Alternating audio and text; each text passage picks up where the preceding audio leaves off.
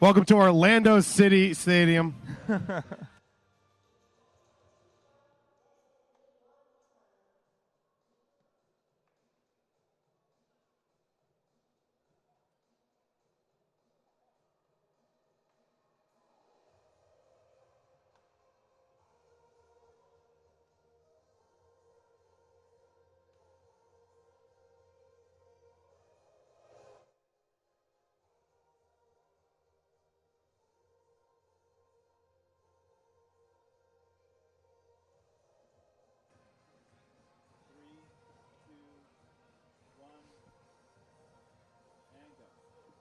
Welcome to Orlando City Stadium for the first day of the 2018 Adidas MLS Player Combine. The calendar has begun. The MLS season is on. It's just January 13th, and we are ready to go. Myself, David Goss, will be joining you all week with Bobby Warshaw. Ben Olsen looking to get a little bit of time in as well.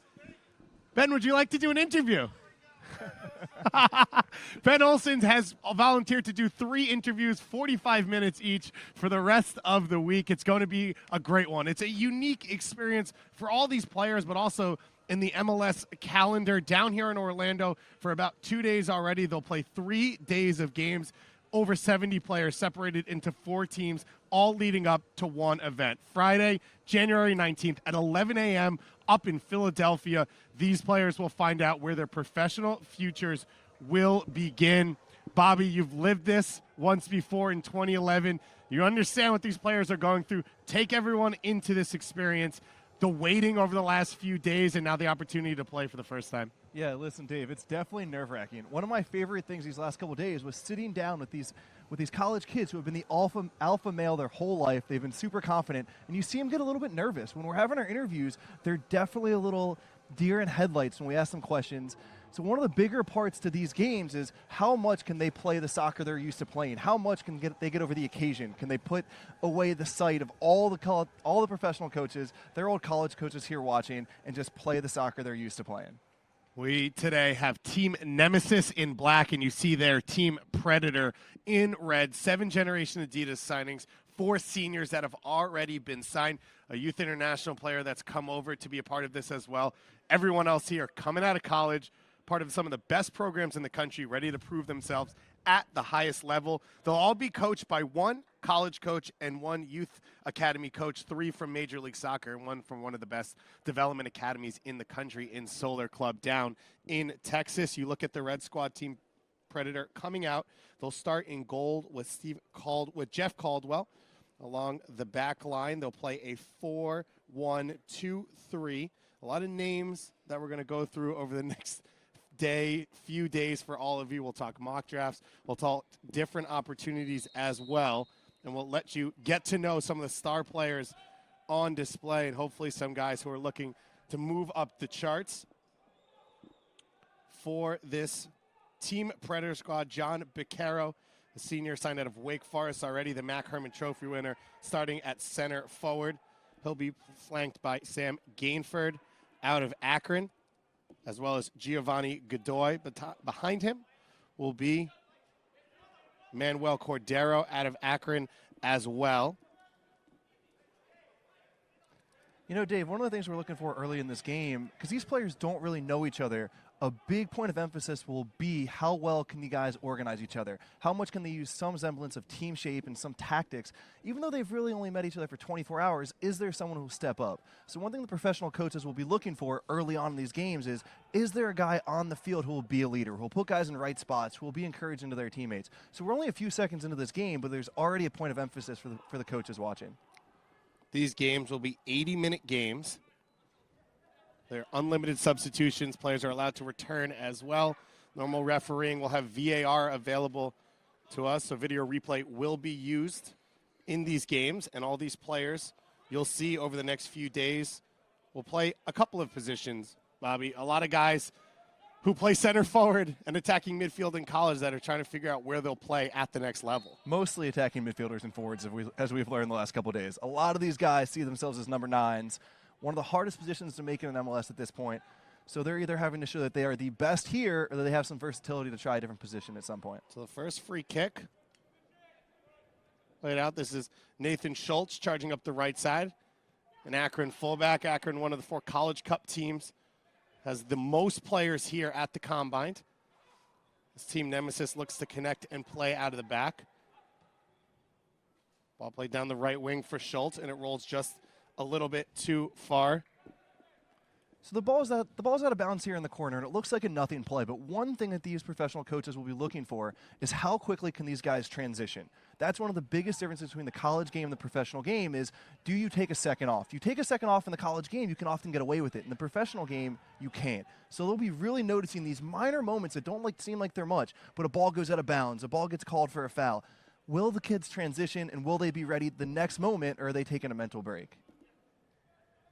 There won't be a lot of time to prove yourself for a lot of these players that want to take advantage. So you see the black squad trying to work the ball up the field. Up top, Marcelo Acuna for Team Nemeziz, 86. Just below him, one of the Generation Adidas signings, Mason Toy out of Indiana University. Out wide, John Gallagher. And you see on the ball there, Emma Tumwasa, who's another one of the Generation Adidas players. I am David Goss here on MLSsoccer.com, joined by Mr. Bobby Warshaw, former MLS draft-picked Combine superstar, as well as now an MLS soccer talent. Good use of his body there by Baquero. We know he's got good feet, but it'll be little nuances. Does he know how to use his body like that? Does he know those little details that help more with the professional game than they have his entire life? Justin Fides charging forward. Cross comes in. Finger got into it by Mike Nelson. We've heard Wasi with the ball now. We've heard from scouts that Fides is a good crosser, and that's something he'll want to emphasize this week. Chance to push forward still. Santos looking for some help. Brazilian out of VCU, and it gets tackled away. This, Alex Roldan, younger brother of Christian Roldan out of Seattle University. Never heard of the guy. Alex Roldan, he's a Seattle University star. You don't Christian. watch Seattle University? I mean Christian. Of course we've heard of. Well, Christian's the brother of Alex. I know. That's his claim to fame. Everyone knows that, Bobby. I know. I tried to make joke. So along this back line for Team Nemeziz, you've got Tim Cubble out of Louisville University at right back. Graham Smith and Wyatt Omsberg, the 2 center backs. At left back, you got Lucas Stauffer out of Creighton. This Roldan on the ball. He's teamed in midfield by Kevin Krolicki out of Michigan State. You've got John Gallagher out on one wing. Emma Tuwasi, who we already mentioned, on the other wing. And up top, Mason Toy and Marcelo Acuna. That's Toy that earned that free kick. Freshman out of Indiana University, getting fouled. So it'll be a corner kick coming. The back line for Team Predator, the red side defending here. Backstop by Caldwell, Marcus Fjortoft, Corey Brown, Justin Fites, and Nathan Schultz. One thing on that corner kick is Marcus Fjortoft really tried to take command of his team. He was organizing guys. He was getting everyone ready. That's something that these MLS coaches will want to see. Santos getting on the ball once in. Gets it wide to Fides. So Fides out of University of Washington. Quick left back. Gets to that left side. Puts the cross in. A little collision in the box. No call made. It looked like Giovanni Godoy going to ground. Ball still played around the top of the box. Chance to shoot maybe here. Santos tries the pass in the box, and it's cleared away. Corey Brown with the pass. That was nice. Composed play there from the center back. Schultz plays it back to Von Kazelli. Caldwell, in our interview yesterday, we see him on the ball here. He emphasized that he's comfortable in it. In his 3-5-2 at Virginia, he said he got a lot of the ball. His center backs and his outside backs were comfortable giving it to him, and he was comfortable giving back. So one thing he'll emphasize today is, give me the ball, guys. Trust me. Help me build out of the back. Von Kazel with the cross. A lot of teams we've heard over the last few days playing in 3-5-2s, either this year or starting out last year. A lot of these players comfortable in that formation. Santos on the ball once again. Santos has been on the ball a lot early on. He's one of those players who played around the box at number 10, the college level, who's open to admitting the idea that he might have to play out wide and find some time at the next level, but considered by many, Bobby, as the best playmaker in college soccer. He absolutely is. And the thing he'll have to show today, though, is that he can do more than, and he openly admits this, that he has to do more than just score goals. Can he transition? Can he block lanes defensively? Does he have a more well-rounded game? Because it's tough to trust that just because he scored and assisted goals in college, just because he's a good playmaker at that level, will he be able to do it at the professional level? It'll help him these next few games to show that he's got more variation to his game. This Graham Smith on the ball at a Denver University, played a lot of time in central midfield in college, has converted over to a center back. As you watch this game, one thing that you'll want to try and evaluate the players is when they're sitting deep like that, can they check their shoulders? Can they block lanes? Stauffer puts the cross in, blocked by Schultz. Tumasi now on the ball. Tumasi, right to Dream Academy player, came over to the United States to play prep school, ended up at Wake Forest, one of 3 Right to Dream Academy players in the Generation Adidas class here in 2018. So far, it's nice to see these guys try and play soccer for the most part. In years past, the Combine has been more rough and tough than actually decent soccer with the ball on the ground. But it seems so far, all these guys are just trying to play within themselves. They're trying to keep the ball on the ground and play as a team unit moving the ball. First year here at this new gorgeous stadium in Orlando. It is gorgeous, too. First time here. Is it your first time? It is my first time here. I wish there was 25,000 people here. There are not, but there are some very important people. Each coaching staff has their own box around the stadium. So each coaching staff sitting separately, getting a chance to get some last-minute notes on these guys because, as we said, Friday, January 19th at 11 a.m. will be the 2018 MLS SuperDraft on MLSsoccer.com. LAFC, the expansion team, the #1 pick, will have a chance to bring in one more piece as Bob Bradley puts together his first squad ever. Oh, that's gorgeous. Toy brings that ball down. That little clip ball is next level, Dave.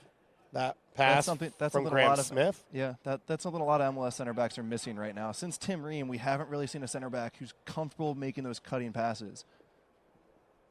Tim Ream, another former college player, was drafted into MLS by the New York Red Bulls. Don looking for a teammate, gets it to Stauffer. Oh, that's really nicely done. Taking the ball on the half turn, getting the other side. That's a tough skill as a center midfielder to feel comfortable taking the ball like that. It's a good start to the game. Toy lost possession there. Now the Predators looking to work out the back. Fides, a long first touch, still has space. Gallagher closing down to defend. Well defended in, by Cubble. Fides is always the most athletic player on the field as a college player at Washington.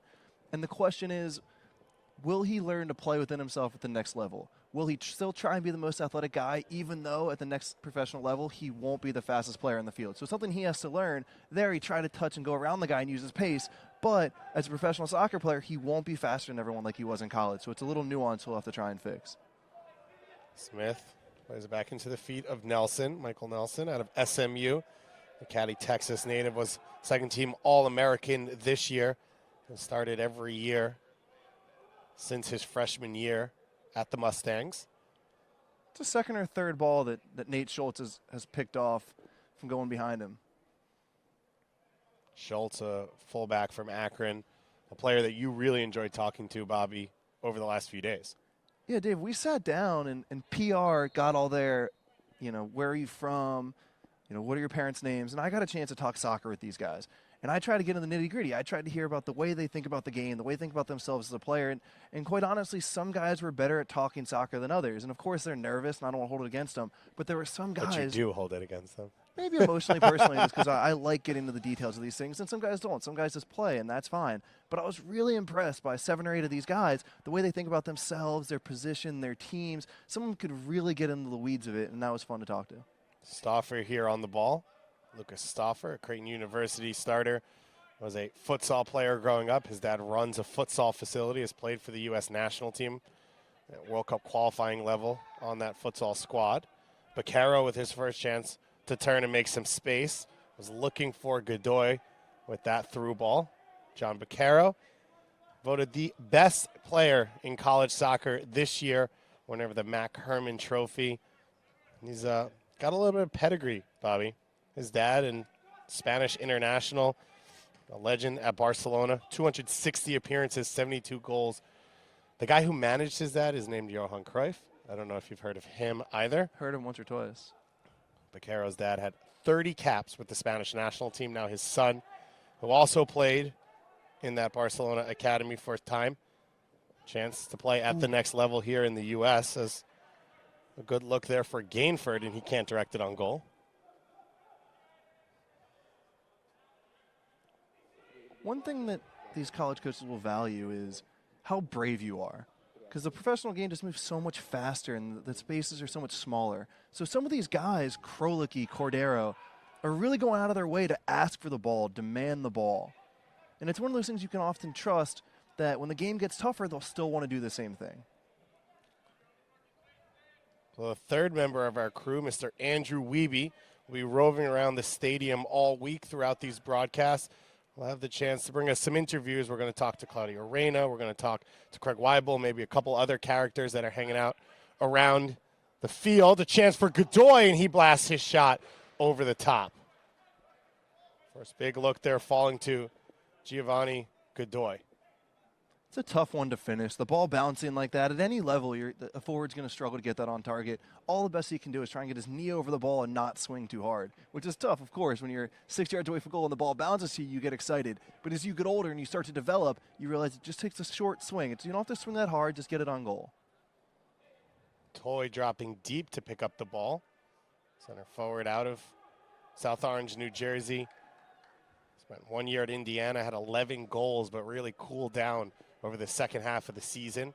Still got a Generation Adidas contract. A lone American in this year's class.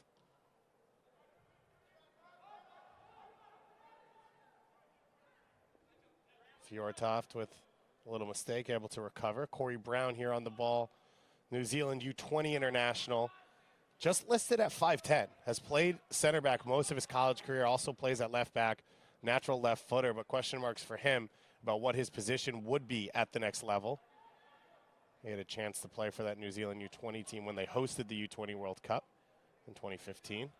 It's always a little bit easier for a left-sided center back as well, who can play with his left foot. There's a backlog at a lot of these MLS teams of right center backs, just because some coaches really like a natural player on that left side. So it'll be a little bit to Brown's advantage that he's left-footed and can partner a right-footed center back.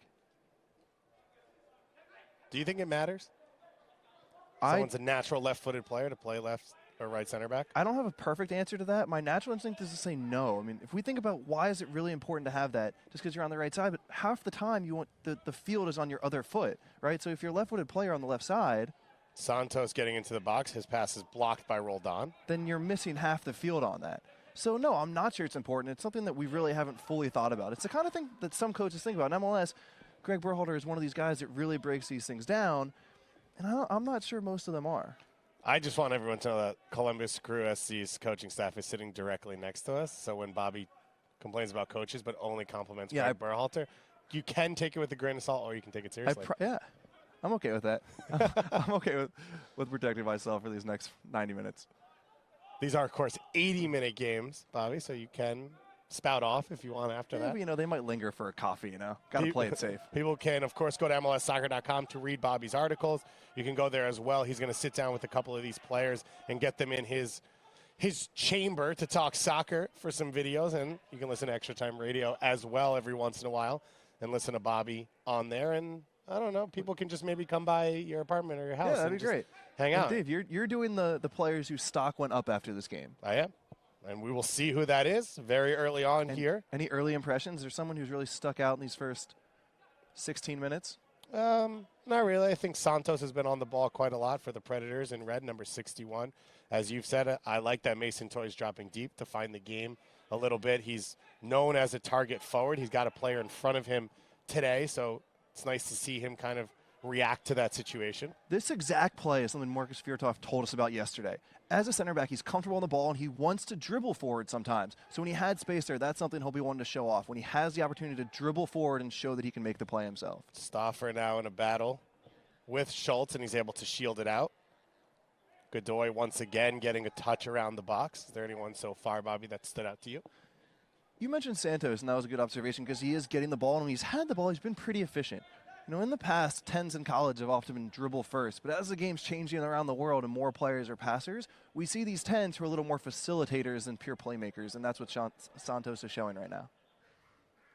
Omsberg with the long pass to break the line, but off the foot there of Acuna. Omsberg, who is the only player, and we can double check this, but from what we've told, is the only player to be in the top 5 in both speed and agility in yesterday's testing. All right, Omsberg looking to make some more history. A player out of Maine. There's only really 2 MLS players out of Maine, only one that's played major time. Roger I Levesque. quizzed you on that? No, I already know that. Roger's a Did you? Stanford guy. My agent was also a Maine guy, so I'm all about the Maine prospects. Cordero with the switch of the field. Schultz running forward. He's got space. One-on-one with Stauffer. Goes with the early ball. Cleared away in the end. I like how he picked up his head there. He slowed down. He found the options. He obviously didn't make the perfect pass, but just the fact that he slowed down and didn't just whip a ball in is something that the scouts here will be happy to see. Tumasi's pass, a little bit too soft. Gets it back to the feet of Stauffer. Roldan will drop it back to Omsberg. Roldan's looked sharp today, too. I'm not sure he's given a ball away yet. Alex Roldan, of course, growing up, going to the same high school as Christian. They played together club soccer. Alex Roldan wanted to go to the Seattle area, wasn't recruited by the University of Washington, where Christian played, ended up deciding between a lower division school and Seattle University. Ended up at Seattle, has had a very good career. Before he got that ball, that was gorgeous. As the left center back had it, as Omsberg had it, Roldan was checking his shoulder repeatedly to see if he had pressure. So when the ball came to him, he could turn out well. Kubbel draws the foul. Tim Kubbel, a German domestic, coming here to the U.S., played at Louisville, has racked up assists from the fullback position. The player that I think there's a number of fullbacks in this draft that coaches want to see if they have the defensive ability and speed. They know that they have the ability to cross the ball and strike it. Maybe that can step up to the next level. Van Kazel there gets it to Santos. It's been the second or third time that Van Kazel's taken a couple touches, and he hasn't given the ball away, but I would like to see him play a little quicker because as he moves up, his time and space will go away, and he will get punished at times for taking a couple touches. So he's completing them, but there's got to be more of a rhythm and a quickness to what he's doing on the ball. Van Kazel out of University of Charleston D2 program, originally from Caen, France. Looking to prove himself. We've seen some D2 players be really gorgeous touch by successful. Fjortoft has to get out of a dangerous situation. I was about to say, I'm glad you skipped. You struggled with the word there too.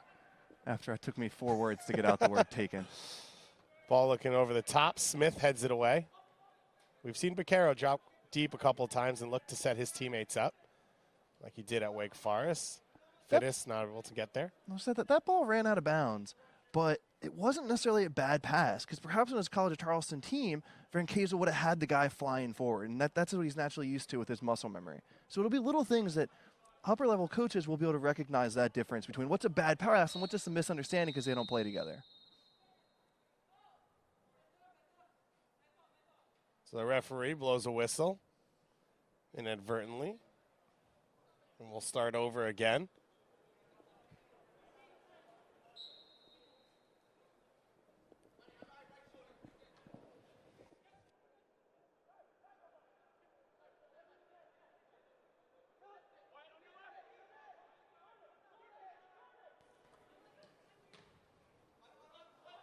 Cordero with the long touch. Now Cunha going the other way. Gets it to the feet of Toy. Toy's got one runner to the outside. Good little battle there between him and Brown. And Brown's able to knock it away and win possession for his team. Corey Brown doing a good job battling there with Toy.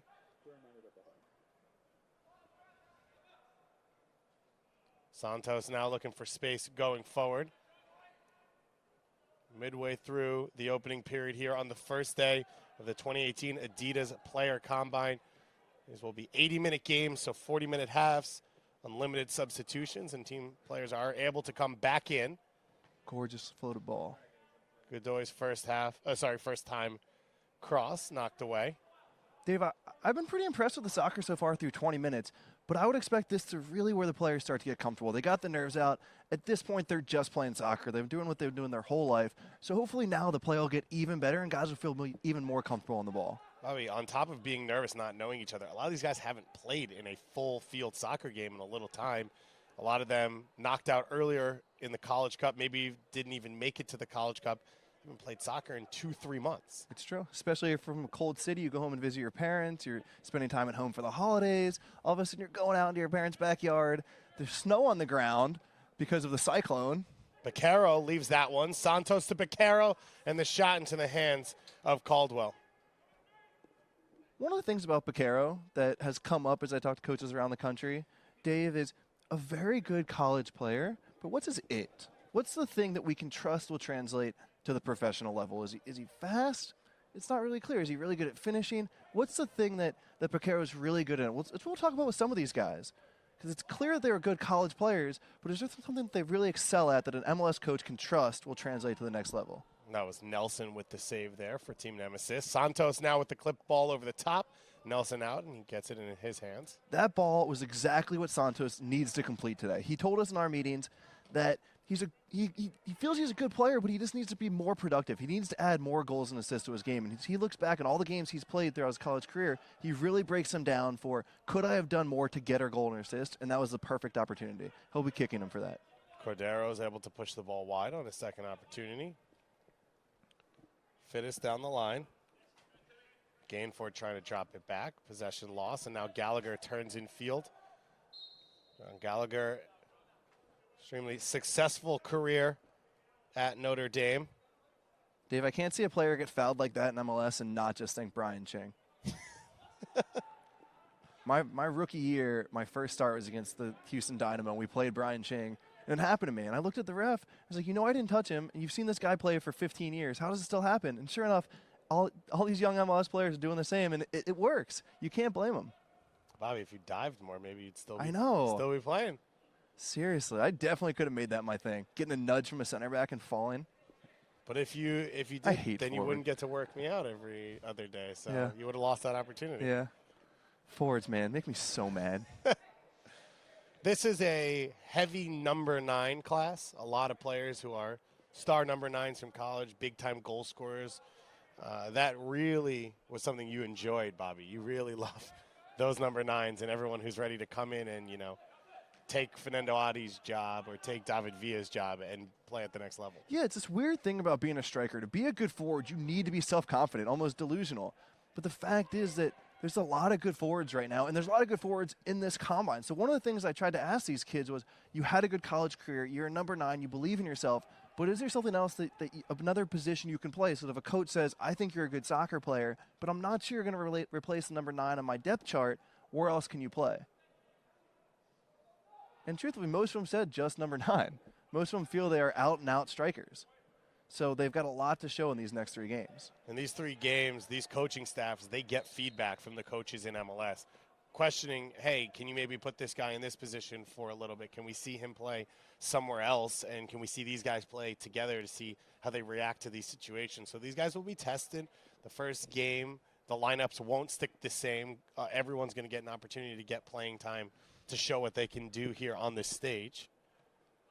We just got a message from Matt Doyle wanting us to remind everyone that Brown is a Kiwi, and it'd be interesting to see what it'd be like if he gets taken by Hudson in Colorado. And that'd be something to look out for in the draft, the Kiwi taking the Kiwi. Matt Doyle, of course, will be in New York City next week on Friday, 11 a.m. for the MLS SuperDraft stream alongside Bobby Warshaw, Andrew Wiebe, and Kalen Carr. Zena Collins will be on site in Philadelphia. The 2018 MLS season has begun. The grind is on for everyone, just a few weeks away from preseason. And then gorgeous it all tackle gets started. Acuna now charging forward. He's got Toy to one side, gets it to Mason Toy. Toy with the left-footed shot, and he puts it over the top. Having talked to one MLS scout, that play would be particularly interesting. Because when it comes to finishing, as a younger player, do you know the nuance on where to put a shot on goal? So for that instance, from that spot, Mason Toy didn't want to go low and far. From there, he wants to try and rocket it high and near. And yeah, he didn't finish it, but it seemed to be what he tried to go for. So even though he missed the shot, the MLS scouts might be impressed by his knowledge of the game to know that from that spot on the field, I know I need to go high and near. Toy actually quit soccer his sophomore year of high school. Played basketball, was kind of struggling, swapping between the two sports, but then scored 31 goals in his junior year of high school and then committed back to soccer. Played with the Red Bull Academy a little bit and PDA as well in the New Jersey area. You know, Dave, Team Predator, the red team, has had the better of the game, and he's put Nemeziz, the black team, under pressure. And Nemeziz has struggled to get the ball, but it doesn't mean that these scouts here don't have anything to watch. You know, getting outplayed happens in soccer. You're going to be put on the back foot, and how can you emotionally deal with it? So as Nemeziz defends, it's something for MLS scouts to watch and how they deal with their body language. 27th minute here. John Gallagher charging forward. His left-footed strike goes just wide of that top corner. First chance for Gallagher to really push forward and get into the play for the Fighting Irish. Nice to see Nemeziz press a little higher now and try and take initiative. Fjortoft with that long ball out of the back, turned back over to the black squad. Nemeziz going left to right. The red team, Team Predator, going right to left in this one. Nemeziz coached by Todd Yeagley, the Indiana University coach, and Rodrigo Marion, the NYCFC Academy coach.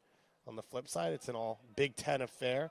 John Trask out of the University of Wisconsin with Team Predator, the red team, and his assistant, Luchi Gonzalez out of the FC Dallas Academy, probably the most important man in all of soccer in this country.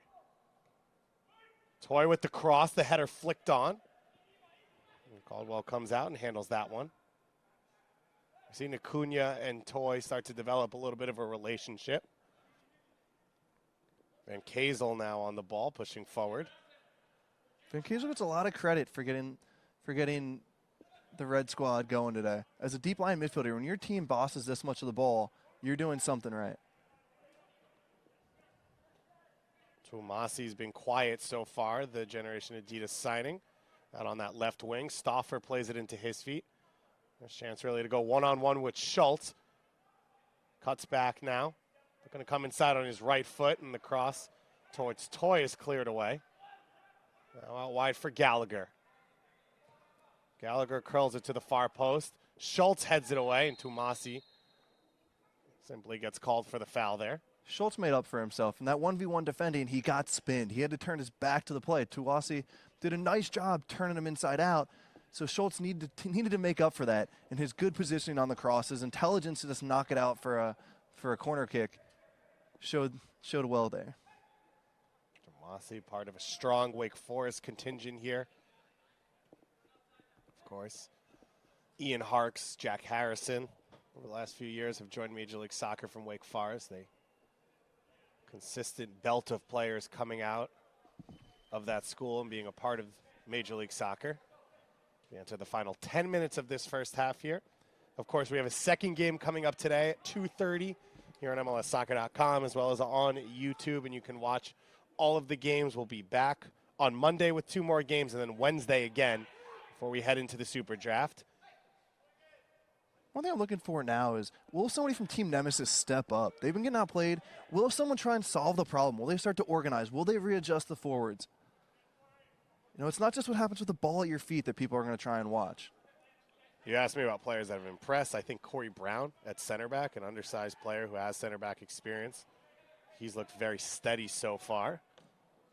Nelson blasts it long. You know, there aren't many center backs. There's rarely enough center backs at the Combine, but even more so this year. Toy and Fjortoft battling one-on-one. Toy gets by him, no call made as Schultz comes over and helps in the recovery. Good battle there. Duke versus Indiana. Santos now brings the ball forward. Good intelligence from Santos. Slow the game down. You didn't have options. Some players are too eager to try and make a play, but he was okay just laying it off and resetting his team. Perfect day for a game for these players. Mid 50 degrees, not much of a breeze. Santos now charges forward, cuts in on his right foot. Has to pull that shot to the near post and goes just wide. Do you like the aggression there from Santos? Floating out wide left, Bobby, and then finding the play and cutting in. I really like his mindset to float wide left. One thing that's happening in MLS now is 10s get more freedom to go wide and to find space. As teams sit deeper, you'll see the creative players for attacking teams go wherever they can to find the ball. It doesn't just have to be central. So I like Santos' intelligence. Don draws the foul there in midfield.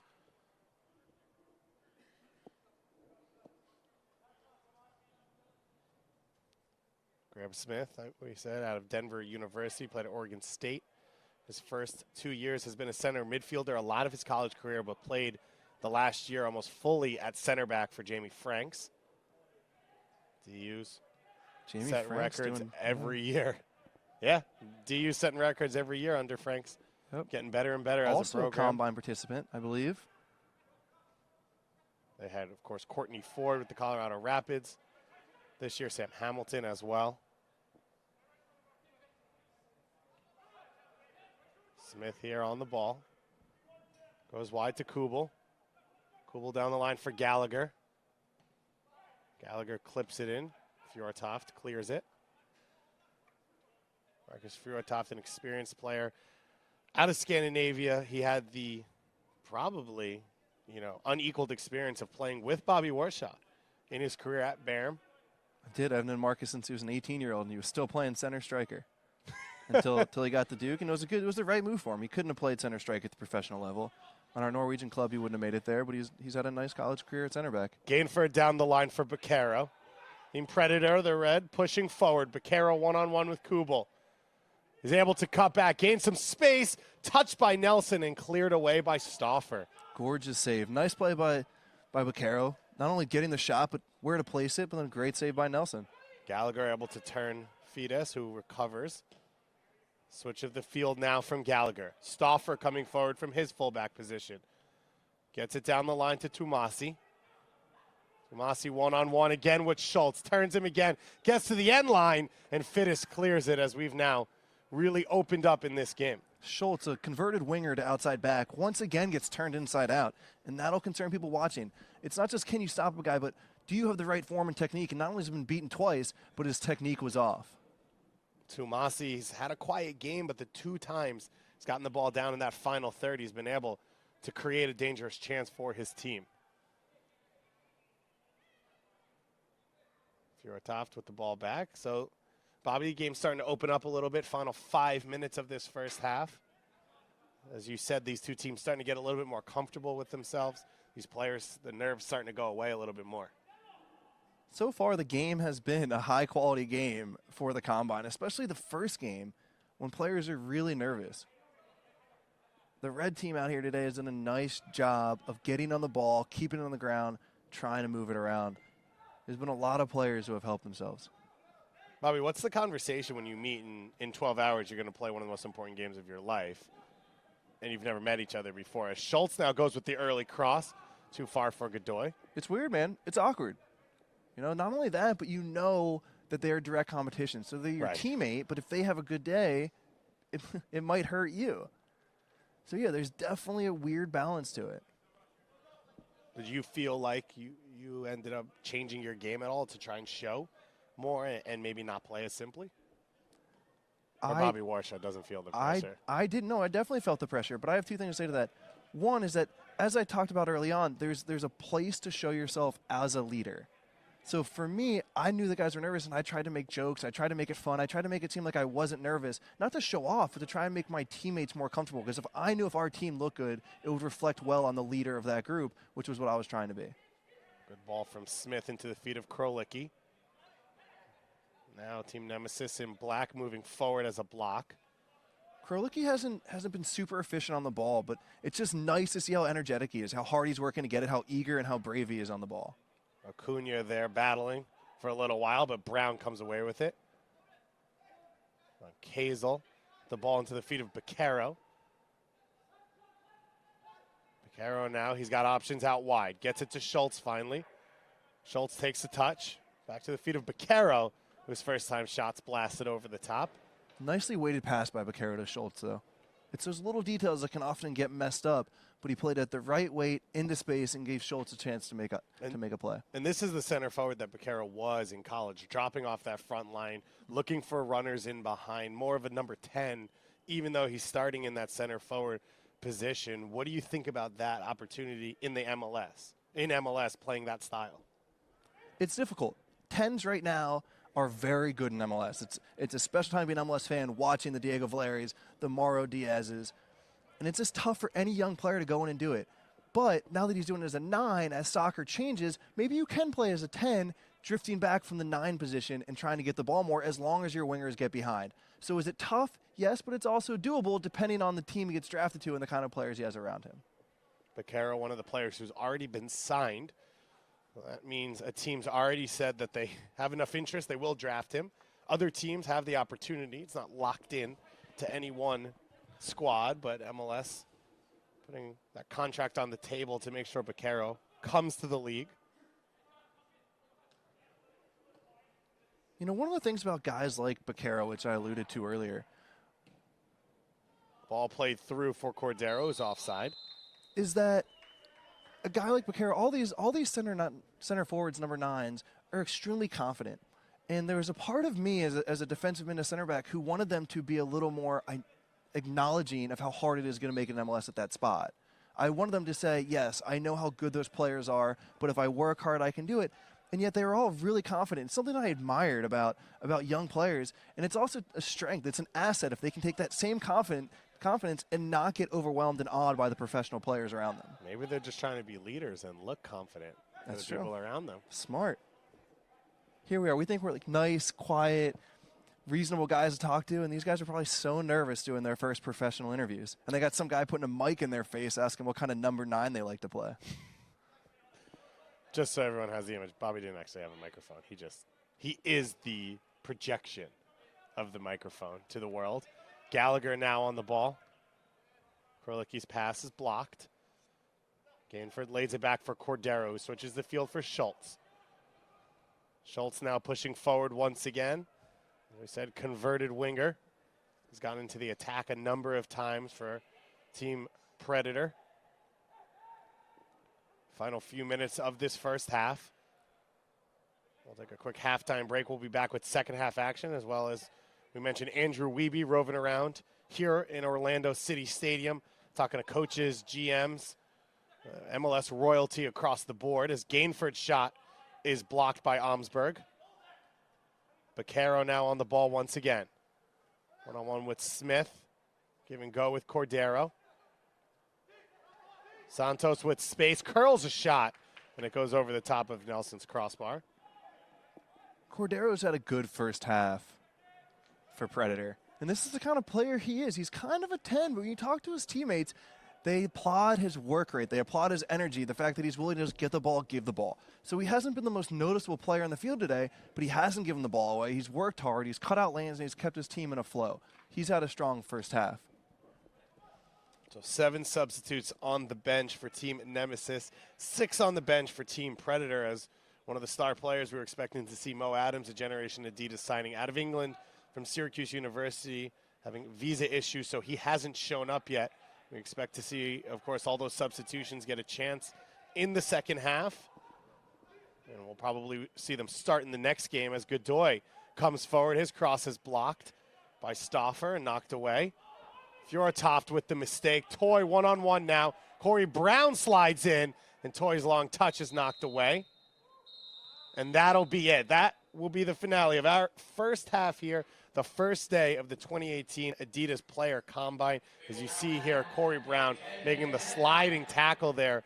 Fjortoft, fortunate to see Toy make that long touch. Yeah, that was an important moment for Fjortoft because in MLS, as teams stretch and press, which most do, the center backs are often isolated. They're often forced to make plays in open field, and you can see him walking off the field right now with his head down. He knows he missed an opportunity. There wasn't just a mistake, but he missed an opportunity to show that he can do the kind of plays MLS center backs need to make. Well, we will be back in just a few moments here on MLSsoccer.com with all your second half action here at the 2018 Adidas MLS Player Combine.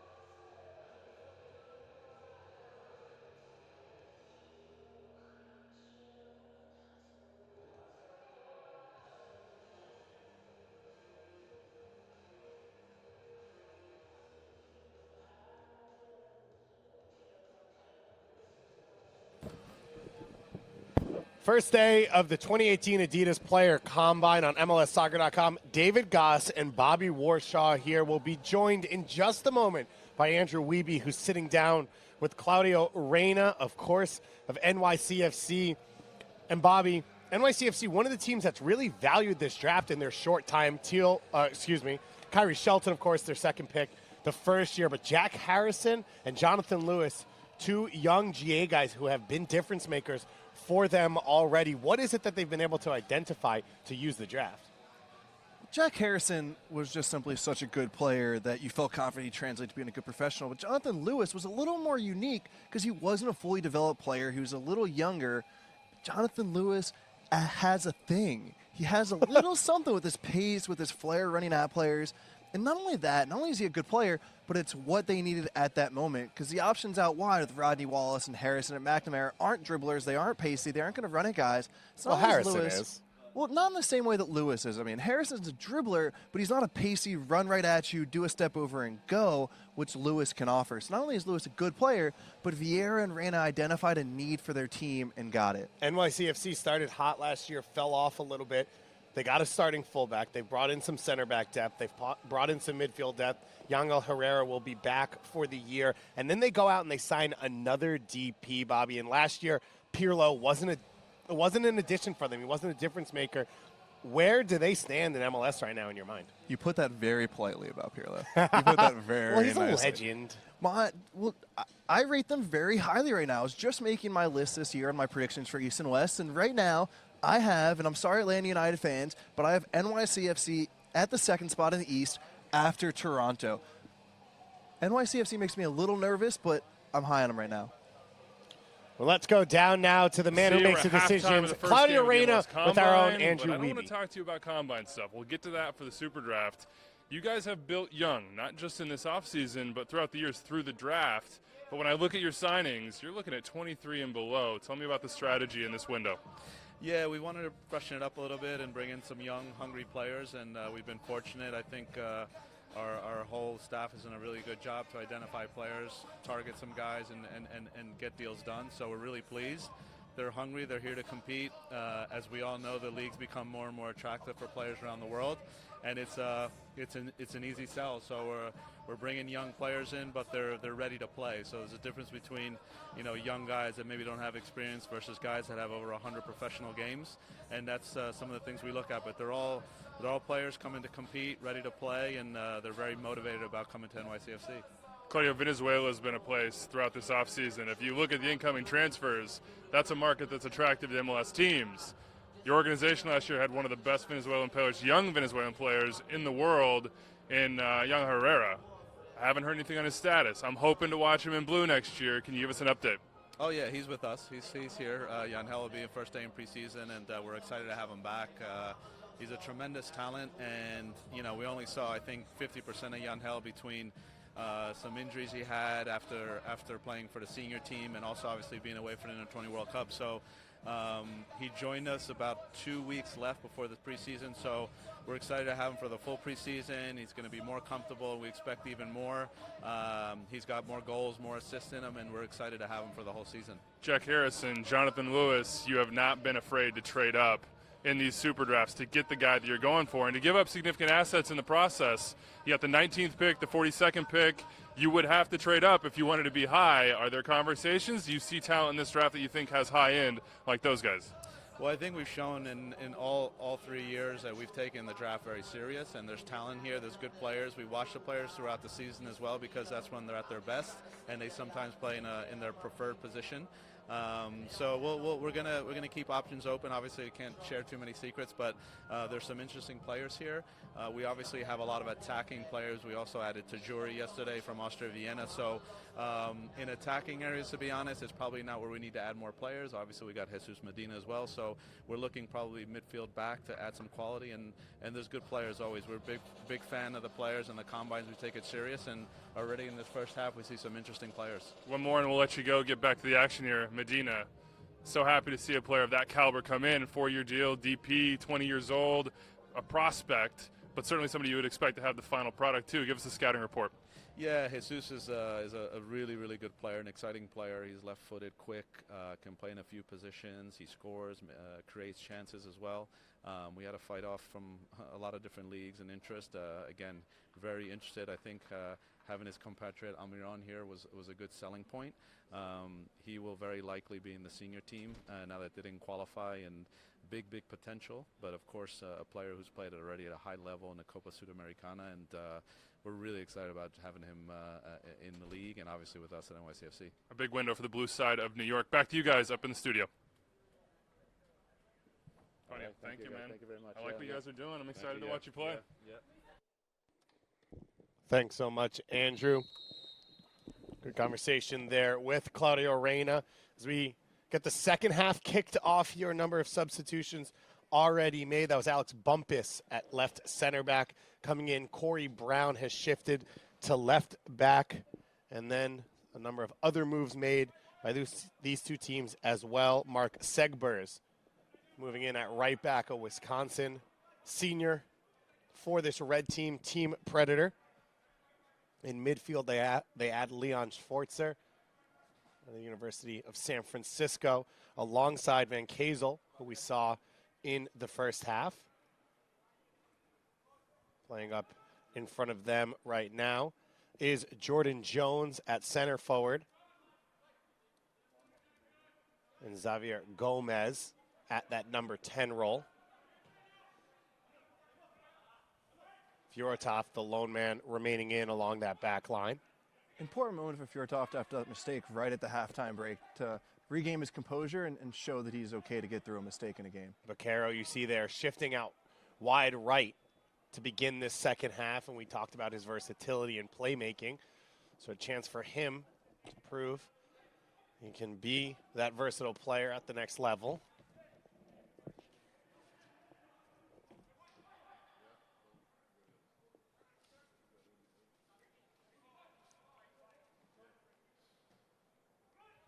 So, Bobby, when you look at this Team Predator, you look at the guys who came off the field. Justin Fittis, Nathan Schultz along the back line, Manuel Cordero and Rafael Santos in midfield. We got Giovanni Godoy and Samuel Gainford up top. Is there anyone who stood out for you in that first half, whether good or bad? The top two would go to Cordero and Santos. Santos was on the ball a lot, tried to make a couple crucial passes. Cordero's a little more quiet, but just did the little things. He connected his passes. He worked hard. He was good passing lanes. Those two helped themselves today.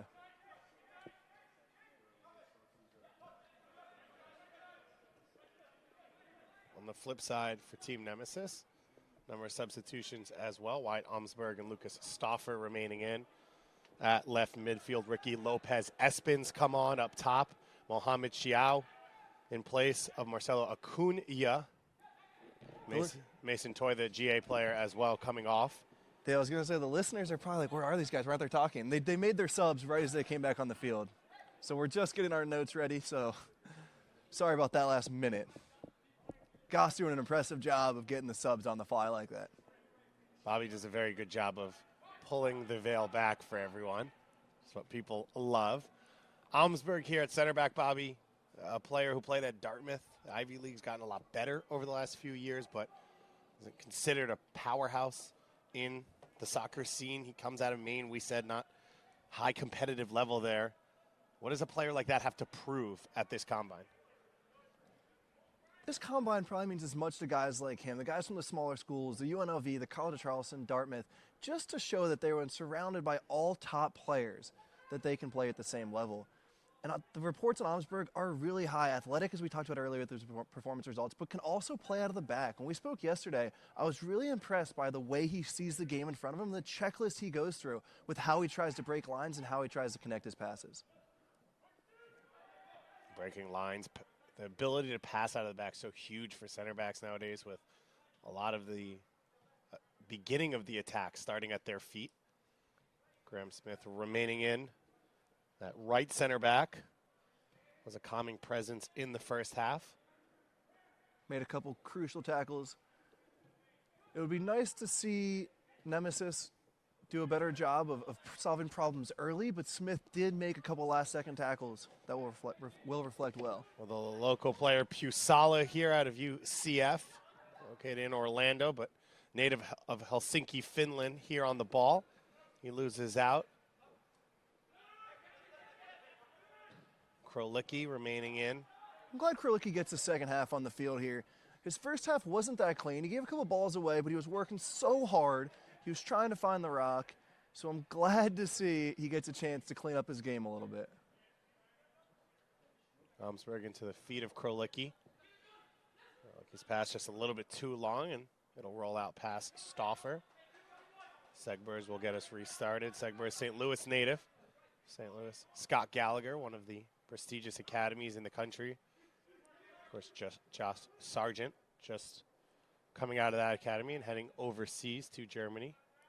Important half for Baquero, who, as you mentioned earlier, Dave, generally played his college years in the middle as a 9 or a 10, but now he's wide, which would be important for MLS coaches. And it's not just how he plays, but does he know how to play the wide position? If he comes into walk him through the runs to make, where to be defensively, how to tuck in on the weak side. So it's not just his performance on the ball here, but what does he do the little things? Trying to go forward now, Team Predator in red. Jones with the shot, and it goes just wide of that near post, still without a breakthrough here in this first Combine game. Jordan Jones charging forward with the right-footed strike. Jones admitted yesterday that his forte as a forward, yes, he can shoot from outside the box, powerful and aggressive when he has the ball, but he really likes crosses into the box. So it'll be interesting to see if they try and get more crosses in now. Jones puts that pressure on, forces it out for another goal kick. A dangerous moment there. And that's what he wants to show as well. Not only can he take crosses off his head to score, but he's an extremely aggressive, mobile striker who likes to lead the press and likes to lead from the front. You can see him doing a little thing like clapping to get his team going to get the press more aggressive.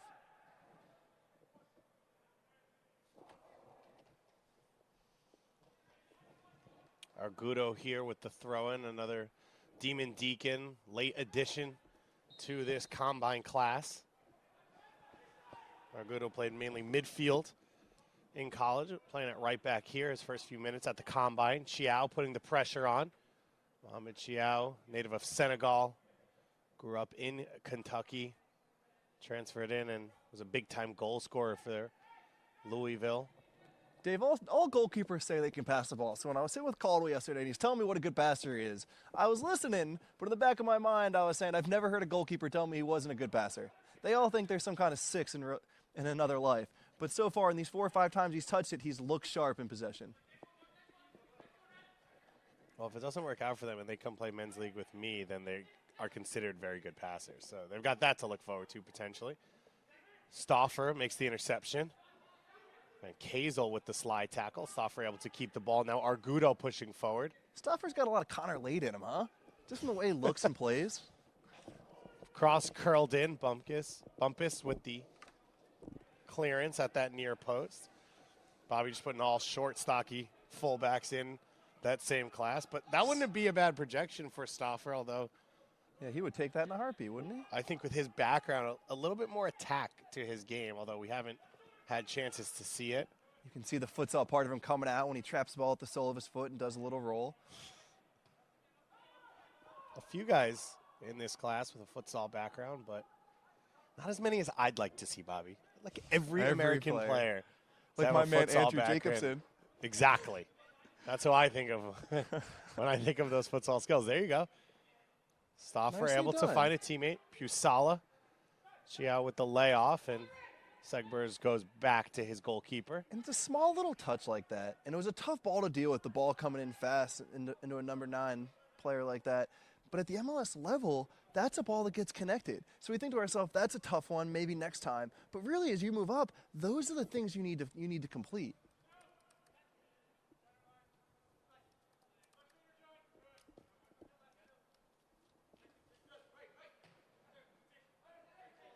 That's 4 or 5 nice plays Stauffer's made in a row. He hadn't been in the game much, and you can see his confidence growing. Let me ask you this for Stauffer. He had Tomasi in front of him in that first half, who keeps himself wide as we have a free kick coming up here. Takes guys one-on-one. Maybe it took up the space that Stauffer would normally occupy, and now he seems a little bit more free. Awesome point, because that's something that's important to watch. Do you have the tactical mentality to understand moments like that? Are you a guy who's going to fly forward no matter what and say, I'm going to get mine and I'm going to play my game? Or do you appreciate, say you get drafted to Dallas, which probably needs depth at outside back, depending on how well the homegrowns grow into it. They've got wingers ahead who we might not want to overlap. Matthias Pusala standing over this one. Will be Pusala directly into the wall. Cleared away by Team Predator. And now they look to push a little bit higher. Argudo floats that ball out wide for Brian White. Bumpus with the clearance at the near post. Doesn't get it out of the box. And a free kick will go now against Team Nemeziz. Kazel making a defensive play in there as well. You see out wide Brian White out of Duke. Was the PDL MVP and Golden Boot winner last year with the New York Red Bulls U23 squad. Scored 17 goals. Had 4 assists over the course of the summer. White normally playing up top in a 2-forward system, out wide here to start his combine minutes. Schwartzer driving the long ball, came in as a sub at halftime, and one of the things he told us yesterday was that he's just an all-around player. He likes to have the freedom to go and get the ball and connect the game and really drive his team forward. Dangerous ball played back. It's those things that make me nervous on translating to the next level. And we probably won't be given that freedom in the professional game. So it'll be interested to see in these 3 games, when he's not the main guy, can he adjust? Stauffer coming forward now. Cuts in field, looking for the feet of Tiao. And can't find him, but once again, Lucas Stauffer creating an opportunity here in the second half. Get that little cutback ball. A foot off. And again, like I said, as the players get better, they're more likely to complete that. But it's still nice to see an outside back have that mentality and be willing to get forward.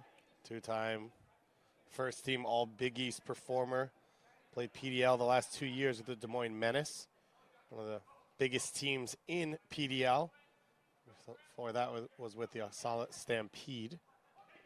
Beccaro now coming forward. He's got runner in front of him.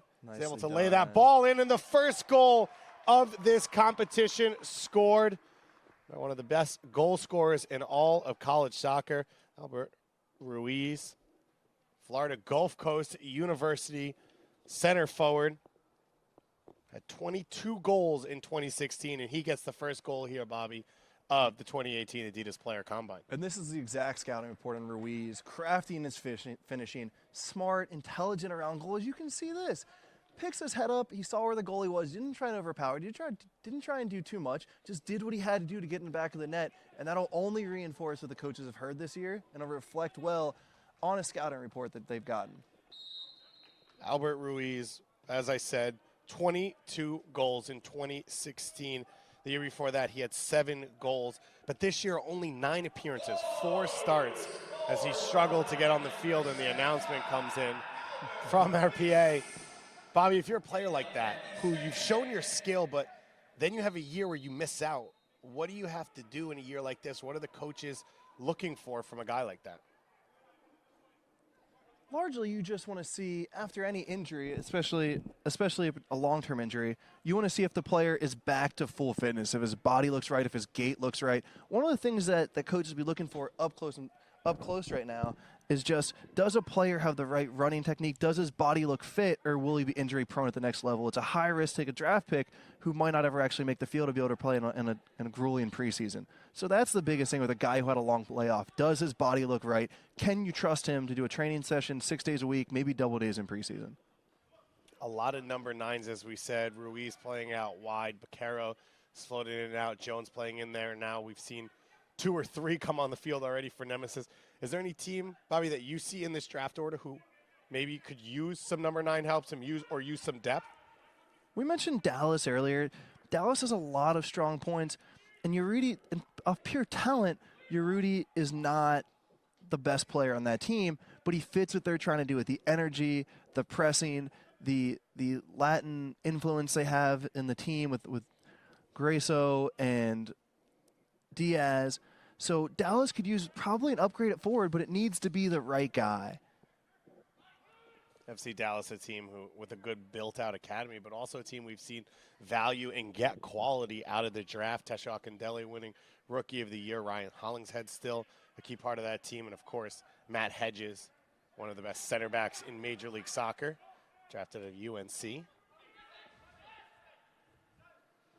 Gomez out wide. Into the feet of Schwartzer. Schwartzer clips the ball to the far post. Headed down, save made, and then put in. 2 back-to-back goals here for Team Predator. Get this game started here in the second half. Leon Schwartzer with a beautifully floated in ball from the space, and the finish in the end by Jordan Jones. It's a high-level goal all around. The winger getting out of trouble, finding Schwartz, who gets the ball on the half turn, and that's one thing that changes at the professional level. Your ability to get the ball on the half turn, it gets harder. It gets harder to find those spaces, and you have less time to execute in that moment. So to get do a quick turn, to pick up his head, gorgeous floated ball, and this is what we talked about earlier with Jones. He thrives off crosses. Athletic, aggressive player. He'll be very happy to have shown the coaches in a tough spot like that with good defending that he could get up and win crosses in the box. That's a clean ball there over the top from Leon Schwartzer. We're watching just here. Of course, video review. It will be in use here at the Combine, so last opportunity. You know, it was interesting talking to Schwartzer, who just had you don't often hear all-arounders like that anymore, Dave. Usually players are 6s or 8s or defensive midfielders or facilitators. And Schwartzer was kind of just like, guys, put me on the field, give me the ball, and I'm going to get the job done. So he likes to have a 6 behind him who sits and plays more disciplined, but Schwartzer really wanted the responsibility to make a lot of plays, which is exactly what we saw there. We also want to say hi to everyone watching in Germany. Leon Schwartzer, we found out that his girlfriend is a YouTuber, has over 300,000 followers, so we assume that all of them are currently watching this as well to see Leon do his thing. He comes from a family with an interesting background, an extreme family, skydivers competitively. Leon Schwartzer has his snowboarding instructor's license, so he's been around. He's done a few things. Now looking to play professional soccer here. Came out of the Preußen Münster Academy.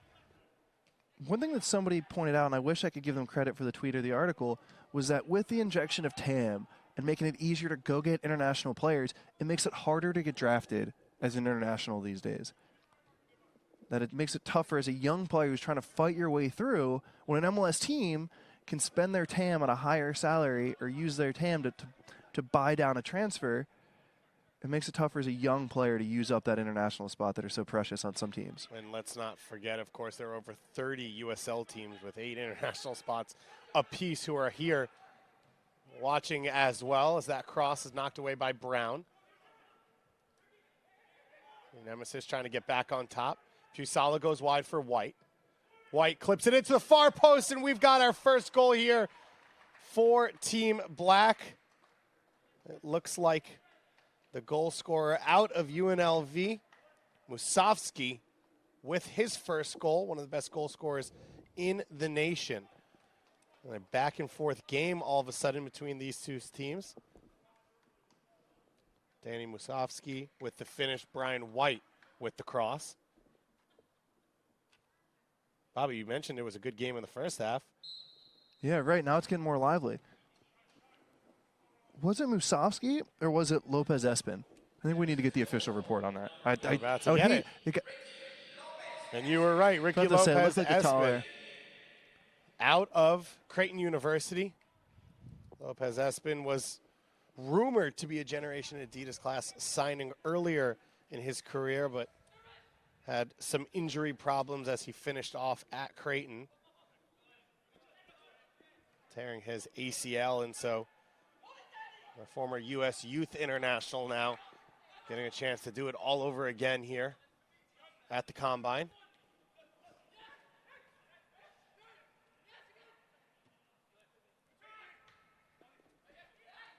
Lopez Espin and Stauffer, both Creighton guys, playing out on that left side for Team Nemeziz. They've shown a pretty good connection so far. It looks like Alex Roldan is getting ready to come back on. As I said, you're allowed to return unlimited subs for both teams. And you are allowed to return But these players get as much opportunity to show themselves as you can. I've been really impressed with Jones at Oregon State these first 10 minutes of this half, or first 20 minutes of this half. He really wanted to show his energy, and what separates him from other number 9s is you ask mostly his young forwards, what can you do? And they talk about combining and hold-up play, and Jones said, listen, I run to the channels, I run behind, I press. Segber is pushing forward, gets to the end line, whips the cross in, touched away by the goalkeeper, still alive in the box, and the shot is blocked. Mike Nelson making the save there. And his teammate is able to bail him out. Chiao losing possession. It's interesting why Team Nemeziz, the black squad right now, needs to press up. They need to move their lines forward. Fjortoft makes the sliding tackle. These are the problems you need to be able to solve at the professional level. Your team's getting outplayed, your team's under pressure, you need to get a goal back in the last 20 minutes, and here we are, the center backs, they've got to get the game up. They've got to get their guys closer to the ball, and not only that, but get their lines away from the goalie. So Roldan started in central midfield alongside Krolicki. Krolicki got to stay in for these opening 20 minutes of the second half, and now Roldan will get a chance to close it out as Baquero takes the left-footed shot. Roldan slots back into that central midfield. Isn't there something about the way Baquero... It actually looks like Roldan will play left back, and Lucas Stauffer has shifted over into central midfield. We're going to talk a lot about that transition this week, Dave. Guys moving from center midfield, moving from the 10 to an outside back position, where, frankly, it's much easier to make a roster. Teams spend a lot of money on their center midfielders. They go out into the international market, and right now it's just easier for these college kids, for these young players to make an impression at outside defender in MLS. Well, you look at Mark Segbers, who's playing at right back right now for Team Predator in red. He did it in college. He was a forward at Wisconsin, shifted to right back throughout his career, and was second-team All-Big Ten his senior year. As Wisconsin made some history going as far as they've ever gone in NCAA tournament. Lopez Espin, the goal scorer, trying to get forward, but isn't able to save that one right in front of the wall. I love as intimidating as it's been. I love your pronunciation of tournament. It's one of my favorite things about you. Oh, Bobby. That's the East Coast flair. Yeah, I'm from New York, and I always sound like I'm from New York. You do always sound like you're from New York.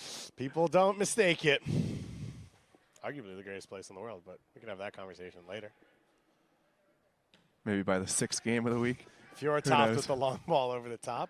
Amsberg goes up and wins the header.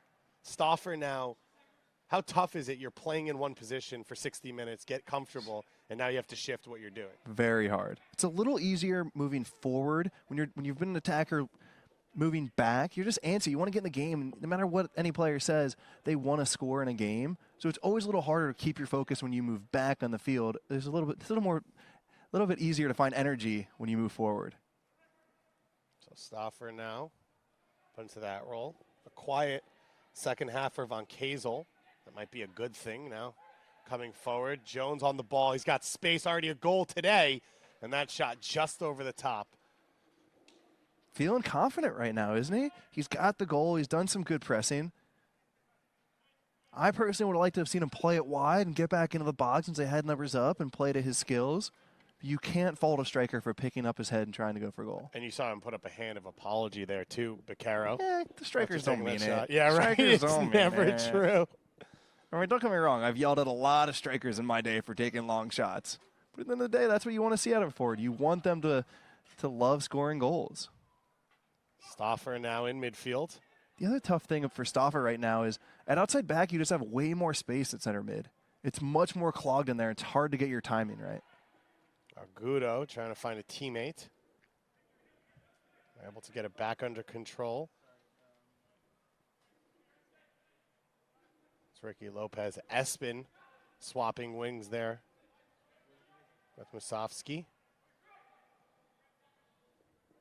Dave, as we get to the last 20 minutes now, winning and losing obviously doesn't matter. Nobody's going to remember, although I remember who won my Combine games, and, it was my team. But really nobody cares if you win or lose. But what you do care and what the scouts will want to watch is the process. Do you care about winning? It's a little thing about a human being, and even though these games don't matter, you should be really, really angry if you lose. It should make you happy to win. So, yeah, nobody's keeping track of points. There's going to be no trophy for the winning team at the end. But do you have to win as a human being? Does it break your heart if you don't come off this field with 3 points? So in these last 20 minutes, coaches will be watching to how much these kids want to win and how they manage the game at the end. Tiao with that interception.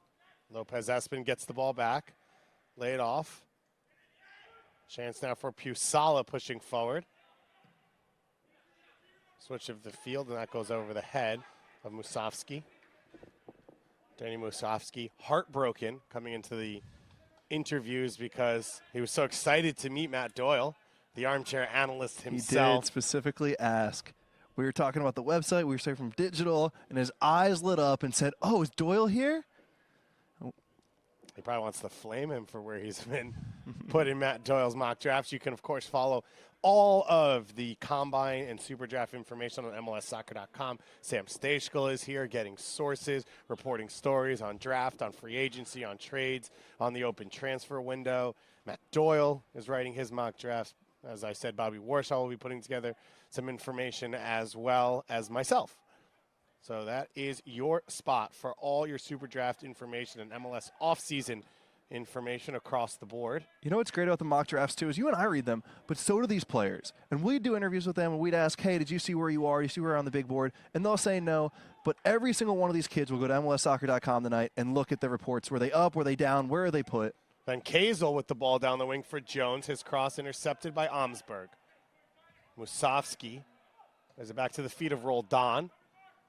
To Chiao. He's not able to hold the ball. Lopez Espin follows it up.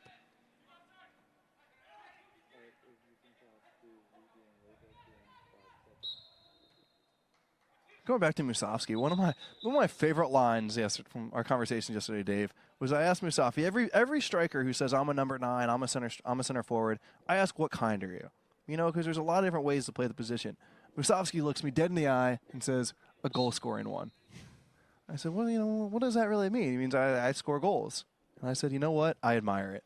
Well, let's go down now to Andrew Wiebe with Mr. Craig Waibel, who's just acquired a goal scorer himself. Andrew, down to you. Thank you, Dave, here with GM of RSL, Craig Waibel. Look, we got the kids behind us. We'll get to them in a second. I want to talk about some old heads, so to speak. Kyle Beckerman, Nick Raimondo, still waiting for status on them. Free agents. Can you give us an update? Yeah, I mean, I think we've been in healthy negotiations with them for quite a while, and there'll be a good result coming out here pretty quick on both of them. I mean, I think it's always been a matter more of when, not if. It's just getting all the details figured out. So optimistic on both, and hopefully within the next week we'll have them both wrapped up. Alfredo Artuño, talking center forwards here, and a lot of number 9s at the SuperDraft behind us playing. Give us a scouting report, because I don't know about the rest of people watching the stream. I have not watched a ton of Spanish second division, but he comes with a good reputation according to a lot of people I've talked to. He's a phenomenal player, wonderful, wonderful human being as well. Got the chance to sit down with him not too long ago, and he's exactly what we want in our club in terms of personality and character. In terms of on the field, I mean, he's a bit of a hybrid, you know. He can play as a false 9, duck into the hole, comfortable with the ball at his feet, but he's certainly a box finisher as well, finds space in the box, and does really well with his chances. Any more moves coming? I mean, I'm looking around your roster, and I'm settling on the number 8 spot. And Cristobal Joquera is a guy who was rumored in Turkey, a Chilean. Got a back issue? What's going down? I don't know. Your guess is as good as mine. You know, you never tip all your hand and show all your cards. But, yeah, I mean, we're continuing to strengthen the roster, and I think the center of midfield is one that we need to continue to challenge and continue to see what we can do. So, you know, Jorquera, we've been tied to him for quite a while now and never denied the interest in him. Great player. A lot of good players out there, and we'll continue to look. A lot of good players in your academy now making the jump to the first team. Justin Glad, Acosta, Danny, Brooks Lennon, all of them at U.S. national team camp. When you got that call and you know those guys are going and you see the role they're supposed to play with you this year, how excited does that get you? Yeah, it's amazing. I mean, it's a long process for all these guys just to get that invite into the January camp, and now it's on them to really solidify their spot and make an impression that gets them invited back to the next. But as a club, couldn't be happier. You know, we put a lot of focus on our youth. We put a lot of trust in them. The coaching staff puts them on the field, actually gives them the minutes to prove themselves. It's nice to see that they're doing it. Craig Waibel, time to go scout some more, man. Thank you. Back to you, Dave.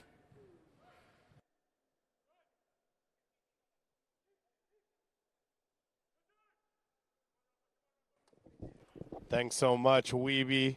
Downstairs with Craig Waibel and Andrew Weeby will be here all week and getting interviews with different coaches and players. And we heard them talking a little bit, Bobby, and they talked about that number 8 position. Is there anyone that you've seen in this draft class potentially who can come in and make an impact at a position that we've seen college guys at times translate well into MLS? You got to think about what kind of need they have there, what kind of player. Assuming Kyle Beckerman re-signs, he'll be in the other spot in the defensive midfielder. So you need someone that can cover a little bit more of the ground, but who also sees the game in the same way as Kyle, which is short passes, rhythm play. And you also need someone who can do the same with the attackers farther up. The two guys that come to mind right away are Schwartz, who's on the field right now. He'd have to adjust. He'd have to cut out some of the long balls because that would make Beckerman mad. Or the other one is Shannon, who we'll see in the next game, out of England, played for Everton as a youth player. Another all-around midfielder who covers ground, but comfortable in possession as well. And we won't have the opportunity to, at least early on in this combine, but Mo Adams, a GA player who also fits that profile as more a number 6 than a number 8, but a player who can cover defensively at least and cover some ground. You see Rafael Santos back on the field, as is Giovanni Godoy in the second half. 2-1 lead here for Team Predator in red, for Team Nemeziz in black in our first game of the first day of the 2018 MLS Adidas Player Combine. Well, these players trying to show off for these coaches. Hope their name gets called in just under a week on January 19th on Friday at 11 a.m. on MLSsoccer.com in Philadelphia for the 2018 MLS SuperDraft. Another substitution being made. Justin Fittis, who started the game at left back, comes back in. Corey Brown, who started the game at left center back, then slid out wide for the second half, coming off. What do you think of Brown's performance so far? Strong game, composed on the ball, made that one crucial tackle right at the end of the half. Good performance by him, and nice to show that he can play 2 positions, which is always important. Santos keeps it alive with Ruiz here, the first goal scorer. Santos feeling it, huh? Now Fittis coming forward. Let's Another go! way off. Oh. And the shot blocked. Lopez Espin drops it back. Few solid to the feet of Roldan. Now Team Nemeziz with a little bit of space to work into. Roldan, a strong game, also helping himself by playing a second position. Similar to another player in Major League Soccer out in Seattle who plays a couple of positions. Still never heard of him. His name's Christian Roldan. Bobby can be so frustrating. We'll be back later on in just under an hour with the second game here at the Player Combine. We look forward to that one. A lot of big players still to see as a final substitution comes on. The lone youth international at this competition, Isaka Naimerero, out of Ghana, played with Hearts of Oak in his time there, as well as a couple other first division teams, has played some U17 caps with the Ghanaian national team. Musovski out here out left, finds an opening. His cross is blocked. And now Ruiz with a chance to look up. Love that move from Musovski, though. That go for the shot and roll is so underused. Schwarzer now in space. Gomez. Tackle made. Would have been nice to see Gomez connect that, because one thing that's happening around world soccer is that they're just turning to generic passers. We lose an efficiency in the transition game like that. A lot of these center mids can pass and connect and facilitate, but they haven't learned to capitalize on moments like that. Mohamed Chow pushed out wide right, it looks like, with the addition of Naiwamero. See Stalford drive the ball with the right foot there. Start at left back. One thing he wants to show is he can play with both feet and have a range of passes with both feet. Argudo coming forward. Lopez Espin trying to sneak that one through to Chow. Good work now down the right wing by White. And his cross blocked, and it'll go out for a corner kick. Brian White already an assist so far today. Good footwork here to get inside the box. And one thing MLS seems to be looking for is they have a guy that can make a moment of magic like that. They're not asking for all these guys to be starters, but just add something. So 2-1 game here, final 5 minutes of this second half. Stauffer with the cross to the far post, headed back towards goal, but over the top and into the stands. Mohamed Chow out of Louisville, looking to get on the end of that one. Came in, rated one of the top forwards in this class. Anyone so far, Bobby, that's really stood out? Who's had maybe the best first game from these two teams? I'll stick with Santos, who's only added to it since coming back on. And yeah, he just messed up there as I was about to say his name. This will be my first ever curse of the commentator. But I thought Caldwell had done really well until that point, showing his composure, his willingness to play out of the back, something increasingly important in Major League Soccer. And as I mentioned earlier, Jones for Team Predator.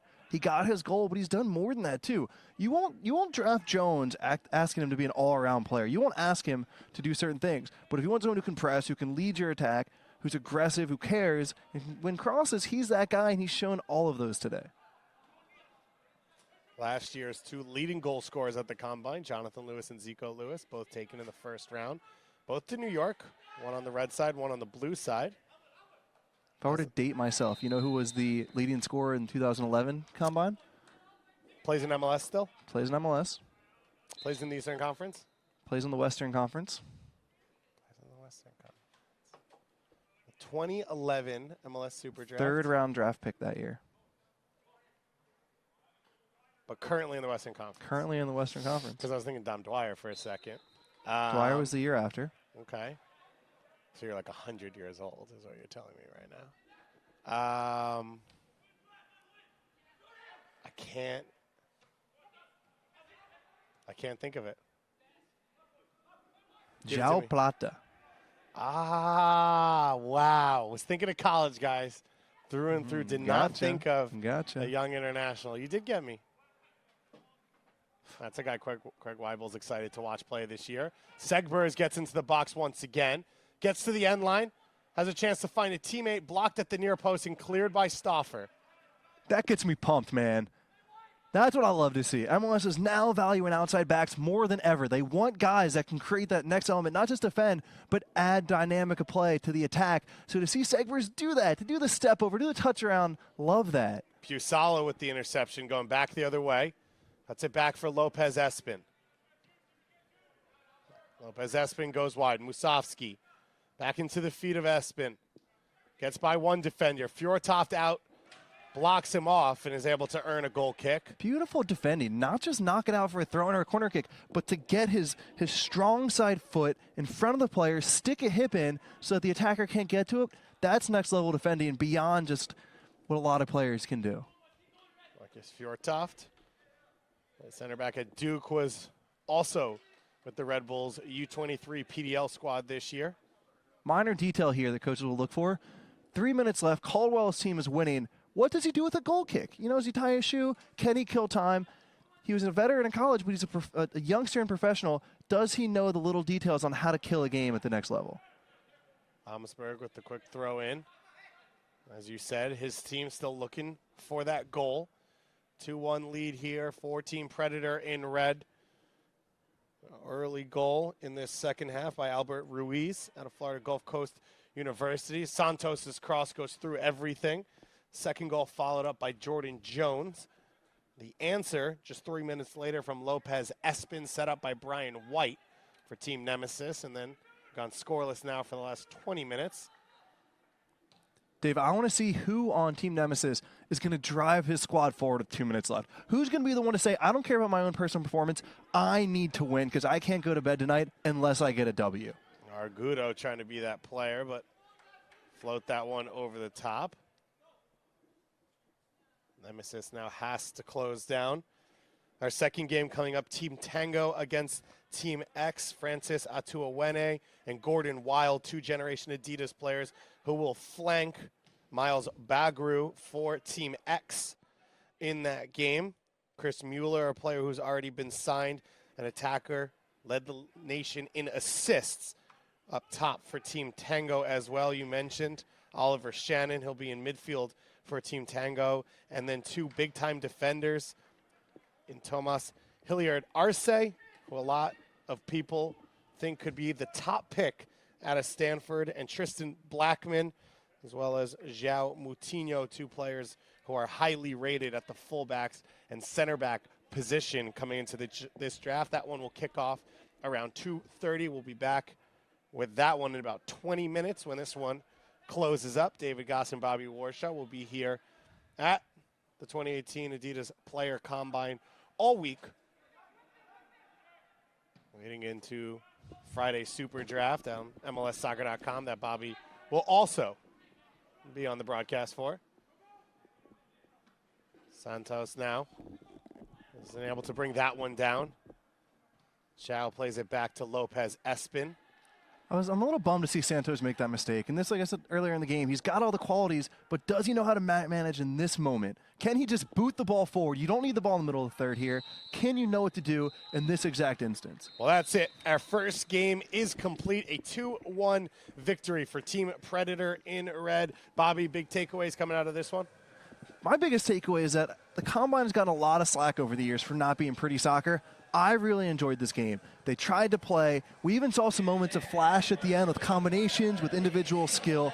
I'm just impressed with the overall level, and I'm happy to see some guys really put their stamp on the game. 2 guys there, Rafael Santos and Lucas Stauffer, who had a good first day. Ricky Lopez Espin gets himself a goal. Jordan Jones and Albert Ruiz with goals as well. We'll be back in just under 20 minutes here with your second game of the first day. As we said, Team Tango versus Team X. A couple of Generation Adidas attackers already in the starting lineup. It should be a good one between those 2 teams here on MLSsoccer.com.